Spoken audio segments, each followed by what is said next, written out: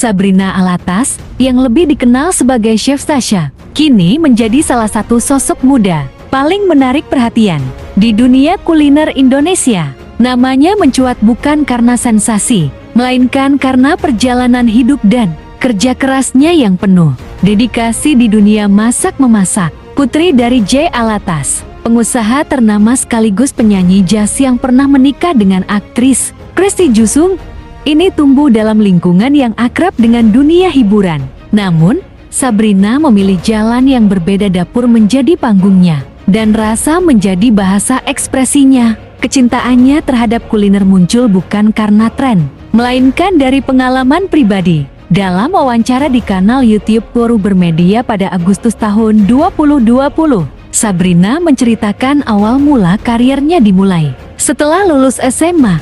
Ia bekerja di sebuah restoran kecil di kawasan Kemang, Jakarta. Saat itu, gajinya bahkan tak cukup untuk menutupi ongkos transportasi. Namun Sabrina bertahan karena ingin belajar. Setelah setahun bekerja, ia akhirnya memutuskan keluar bukan karena menyerah, tapi karena ingin melangkah lebih jauh. Bukannya berpaling dari dunia kuliner, Sabrina justru semakin jatuh cinta pada profesinya. Dengan tekad kuat, ia memutuskan untuk sekolah masak di Paris, Prancis, kota yang dikenal sebagai pusat gastronomi dunia. Di sanalah, pada tahun 2014, Sabrina benar-benar menapaki jalur profesional sebagai chef.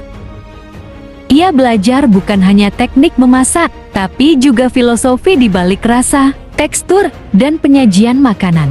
Pengalaman di Eropa itu membentuk gaya masaknya yang unik, perpaduan antara cita rasa Eropa progresif dan sentuhan Panasia. Setelah menyelesaikan pendidikannya, Sabrina kembali ke Indonesia dan mulai meniti karir di berbagai restoran ternama. Ia sempat menjabat sebagai head chef di Bokashi, Bali.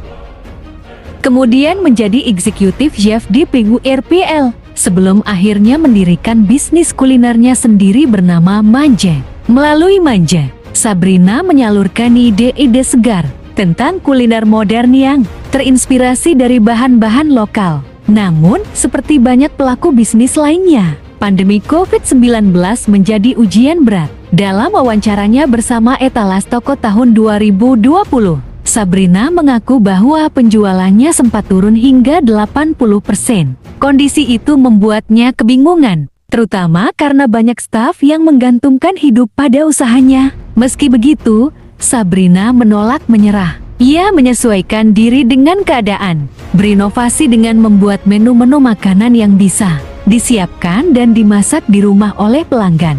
Keputusan itu menjadi titik balik bagi kelangsungan usahanya.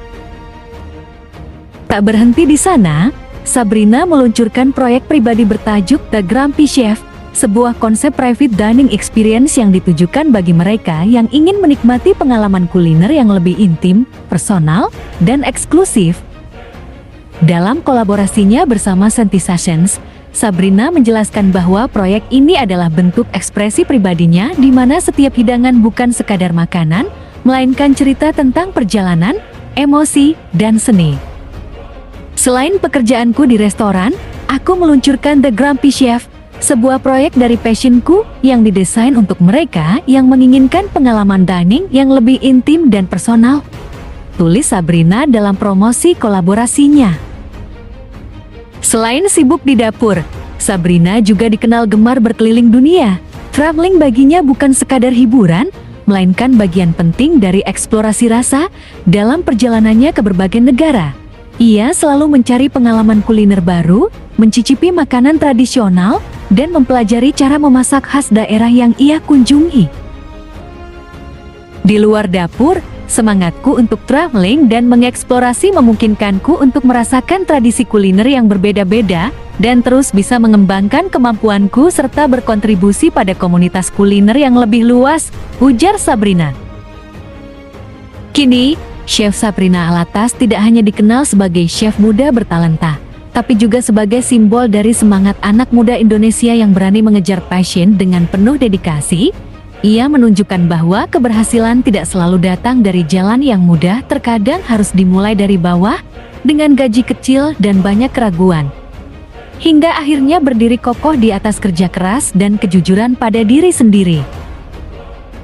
Lewat karya-karyanya di dapur dan proyek kulinernya yang inovatif, Sabrina membuktikan bahwa memasak bukan sekadar profesi, melainkan bentuk seni yang hidup di antara rasa dan jiwa. Dari Paris ke Bali, dari restoran kecil di Kemang hingga panggung kuliner internasional, perjalanan Sabrina adalah bukti bahwa mimpi besar bisa tumbuh dari aroma sederhana masakan rumahan.